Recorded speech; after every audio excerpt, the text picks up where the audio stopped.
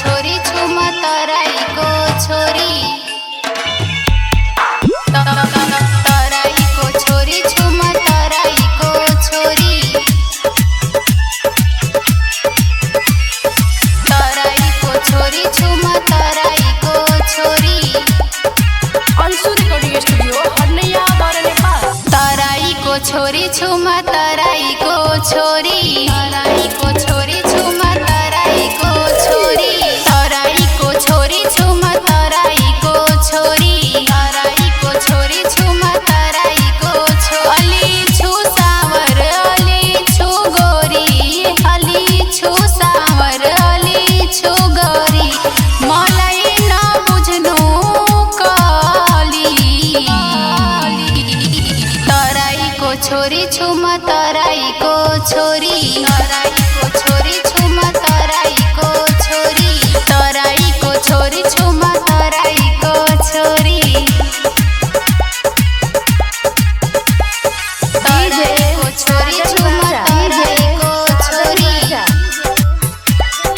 तराई को छोरी छुमा तराई को छोरी छोरी कसैले भन्छ बेबी तिमी हेर्छौ फुल जस्तो कसैले भन्छ बेबी तिमी नगर न यस्तो नगर न यस्तो कसैले भन्छ बेबी तिमी हेर्छौ फुल जस्तो कसैले भन्छ बेबी तिमी नगर न यस्तो तराईको पात सधैँ हुन्छ हरिभरि हुन्छ हरिभरि तराईको छोरी छुमा तराईको छोरी तराईको छोरी छुमा तराईको छोरी तराईको छोरी छुमा तराईको छोरी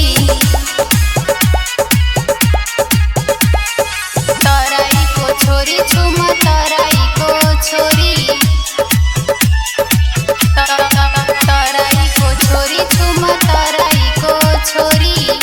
अंशु रिकॉर्डिंग स्टूडियो हरनैया बारा नेपाल।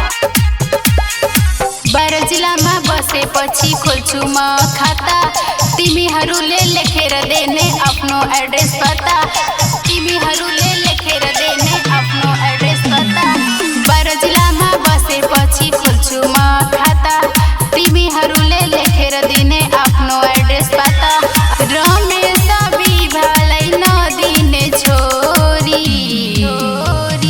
तराईको छोरी छुमा तराईको छोरी तराईको छोरी छु